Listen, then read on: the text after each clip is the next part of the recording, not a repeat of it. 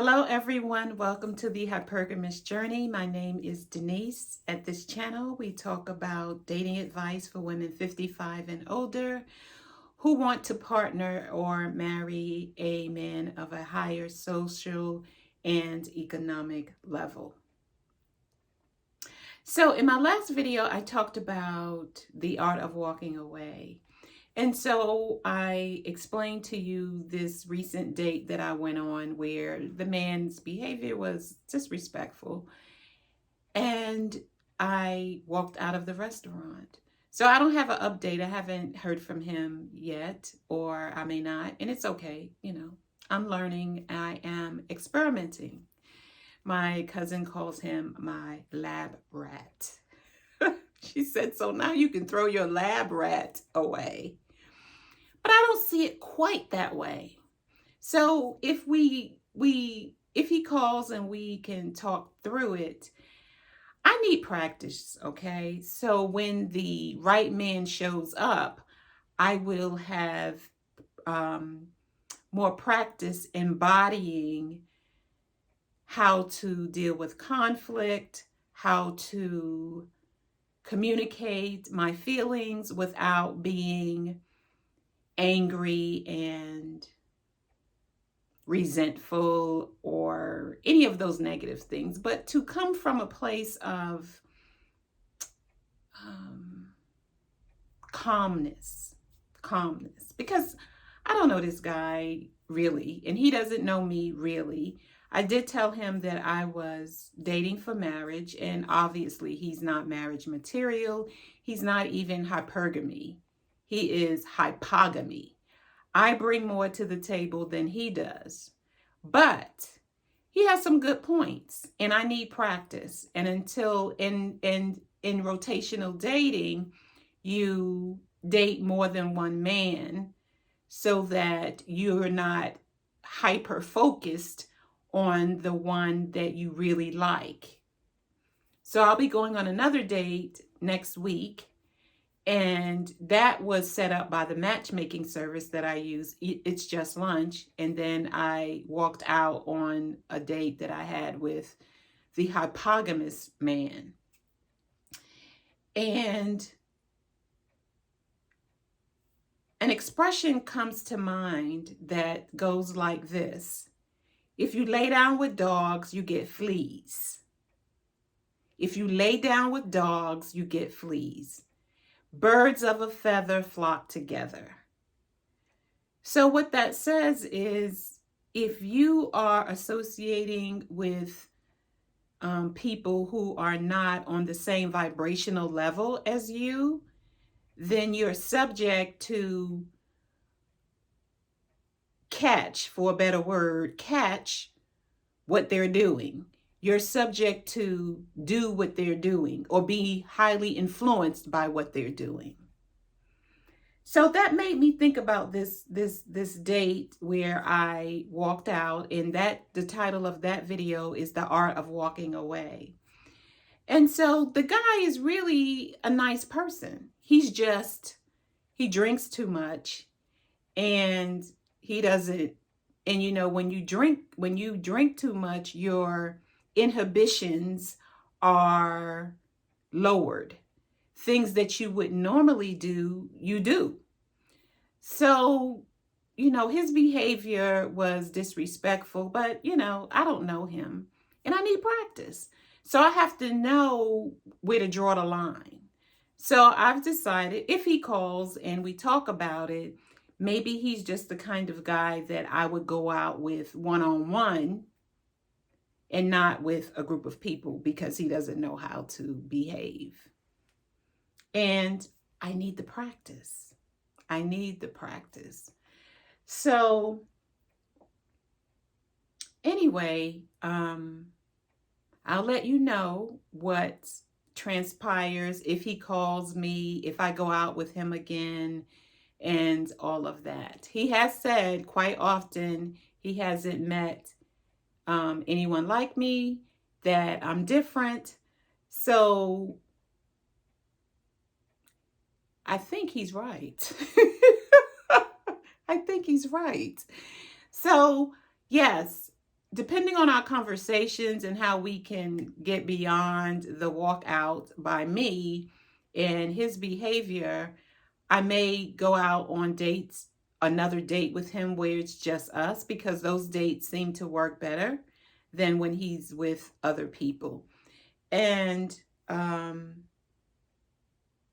knowing my limitations. And another thing that I wanted to bring to the opinion is that this man and I are of different.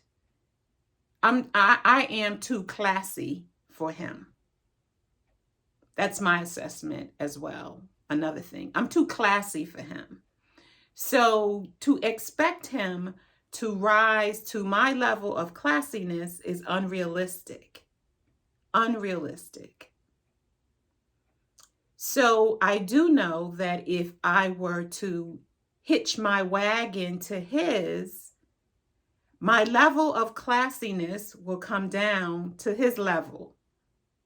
My level of sophistication will have to come down to his level, because he's not the kind of guy that will rise to my level of sophistication and classiness, because he's a masculine energy man. He's not going to do that. And because I am a sophisticated, classy woman, I'm not going to come down to his level and do the crap that he's doing. I'm not. But I think maybe we can coexist temporarily. He can be in my rotational dating if we just dating each other like that. But that might not be something he wants to do, because maybe now he has come to the conclusion that I am not for him. I'm too much. I'm too much work. But I'll let you know that story later. And this is going to be a longer video, okay? Because this goes back to my videos about intuition. My cousin brought this to my attention. She said, I've watched your videos about intuition, and didn't you say that you and him weren't compatible on the first date? I did. So this video is going to be longer. So we went on our date, and it was at a golf course. You know, the golf courses have, this is a public golf course in Atlanta. We have many of them, but this is a public golf course in Atlanta. I found it. I used to always travel the street, and I was like, well, I wonder what's going on there. So I decided that I would take a golf lesson, and then I went down there and discovered this restaurant. So I was like, well, I'm gonna come here a couple of times for lunch, and I did. It's really cute and quaint, and it's off the golf course, so you have this beautiful view from the restaurant of the golf course. So that's where we had lunch, and when he came in, he couldn't find it. And this man is a native of Atlanta, so he couldn't really find it. He was a little confused, but it did that to me as well, so I let that slide. So he was a little late, 10 minutes, no problem. And then he kept mentioning that the restaurant was where rich people are. He said it like 3 times. I didn't respond, not any time, but just making mental notes. So he's uncomfortable. That's what that really is mean. It's a cry for I'm uncomfortable. I'm out of my comfort zone. And I was like, okay, so that's what that means. This is where rich people are. This is where rich people are. In some version of that, he said about 3 times. So then we ordered the food, and he said, well, I'm not really that hungry, so you get what you want. So I'm into charcuterie and charcuterie boards. So I got one for Christmas, and I'm not really a great cook. So charcuterie is right up my alley. Basically cheese boards with grapes and whatever else you want to add to the board. So I ordered a charcuterie board for us, and he ordered a burger and some fries. And I'm going to spare you the boring details of all of it. But what I noticed are these things. These were red flags for me. He haggled about the cost of the wine. He said the glass was too high. He said it was too big, but it was a regular wine glass. He said, I'm going to knock this over. And of course he did, because he's used to drinking out of those stemless wine glasses or small wine glasses. So he knocked that over. Then he wanted another glass of wine So he wanted another glass of wine. I think he drank what he spilled, because he only spilled a little bit. So he drank the rest of that. Then he wanted another one. They didn't have it. They offered him a one for $2 more. And he was haggling about that. And then he was giving the server a lesson on the pronunciation of Merlot wine. And he said, I know people who say it's Merlot. I was like, oh, Lord. So even I am not a drinker, but I know to pronounce the name, it's more Merlot. So anyway, he did that. When we said we were going to share our meal, I shared my charcuterie board with him. And then when his meal came, he just took the burger and put it in the to-go box. I was like, you've eaten half of mine. Now you're taking your burger and putting it in your to-go box. So then he took it back out. I cut it in half. I don't like meat that has red in it. I don't care. And so I was like, oh, that's okay on the hamburger. And so finally, when the bill comes, he throws a crisp $100 bill on the table. And I thought, well, this is COVID. Nobody really has cash. So then the server says to him that they don't accept cash. And does he have a debit card or a credit card? And he says no. So he's busy walking around. He pulls out a wad of money and, he's counting it, and he only has $69. And so the lady said, well, I'll ask my manager if we have a change for 100. And of course they don't. And it's this back and forth thing about the cash for paying the bill. So finally he pulls out a card and gives her the cash. He only had $69. He gives her a card, and he says, well, take your tip out of this. And I was like, OMG. Just OMG.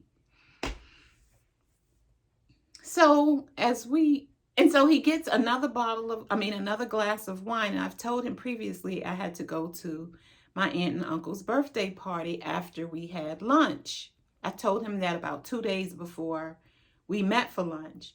So the server brings him a glass of wine, and the TV is on. The big flat screen TV is on. And so he's sipping his wine, put the glass down on the table, crossed his legs, and was looking at the TV. And I was like, I told this character that I have to leave after we have lunch. So finally, I took my purse, I put it in my lap, and I said, I'm going to have to go because I have to go to my aunt and uncle's birthday party. And he was like, oh, okay. So he drinks it down, and we leave. So I said, I'm not going anywhere with this guy anymore. This is it. So we're walking to the car. He walks me to my car, and he said he's having a nice time, and I say I did too. And then he says, so will I see you again? And I said, no. He said, what? Why? And I said, because we're incompatible. And he was like, oh, okay. And he walked off. And so, I was like, I'm not seeing this man anymore because, we are of two different classes. I like this nice establishment, this kind of environment. This is where I want to dine regularly if we're going to be together. He's uncomfortable. Either he's going to get comfortable or he's not going to want to go. One or the other. He's going to want to get comfortable with what I want to do, or he's not. So then I was very clear about that, very sure about that. No more going on a date with him because we're incompatible. Then my cousin, a different cousin, introduced us, and she called to see how the date went. I told her everything. I said, I think he drinks too much. He wasn't comfortable in the restaurant where we were. I think we're just not compatible. So she was giving me what I thought at the time were good reasons to give him another chance. Some men, they don't experience what you do, but, if they're with you, they'll experience it and they begin to like it and this and that and that and this. And it made sense. So I was like, well, maybe I was a little too hasty. So I called him up and said, I may have been hasty and this and that and that and this. So I realized by being vulnerable and say I may have been hasty and didn't really give you a chance, because sometimes first dates don't work. Dr. Patricia Allen, who wrote Getting to I Do, and I talk about her book all the time, she says to give the man at least 3 dates before making a decision. And I didn't do that. So I gave him 1 date. And then I made a decision. So I said, okay, well, let me try what Dr. Allen says in 3 dates. And then my cousin called and gave me reasons why I should give him another chance. So I called him and we were together 1 day during the week last week. And that was good. It was just us. That was good. And yeah, and that was good. And then he invited me to meet his son. And that was okay. But he still drank too much. And then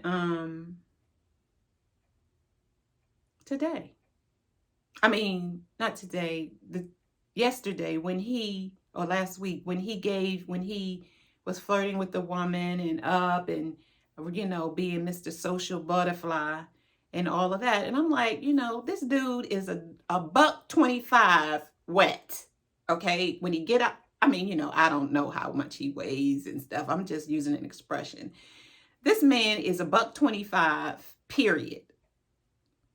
My height, I'm 5'5", a $125, 5'5", and he's flittering around here in the bar, like he Mr. Mac Daddy. Like he's Mr. Mac Daddy. And I'm like,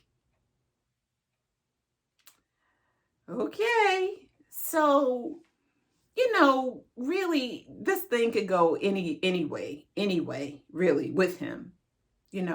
Clearly, he's not hypergamy. Clearly. He's definitely hypergamy. We have different levels of sophistication.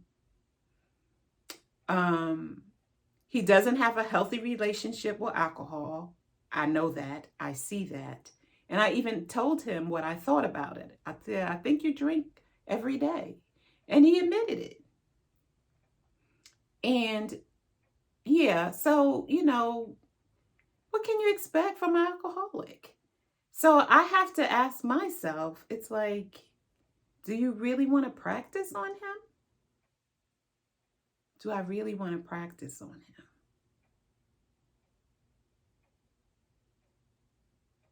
So it's to be continued. I'm working this out. Hypergamy for me isn't a very straight path.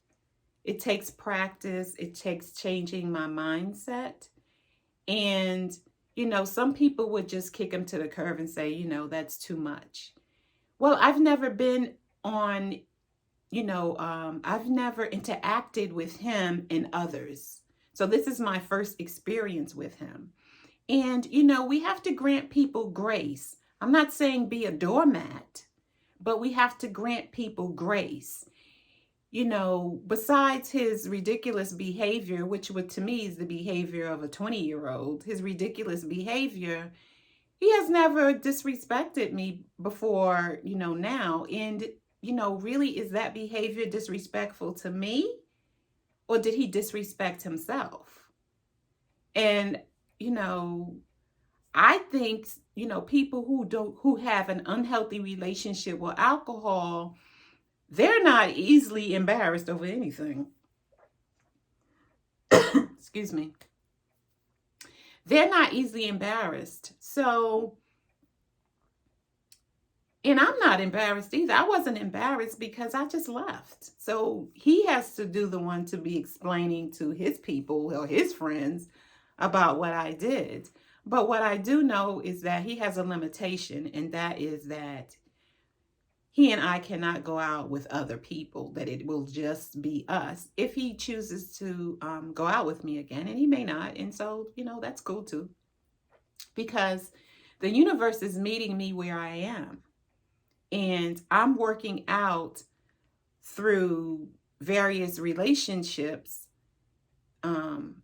my triggers, my insecurities. I journal every day. So all of this stuff that's going on with this particular man is necessary and needed by me.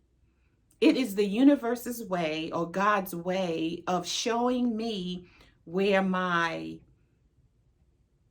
weaknesses are, my triggers, how to deal with them in a healthy way, how to communicate them in a healthy way to you, to myself, and if necessary, to this particular gentleman, and to grant him grace.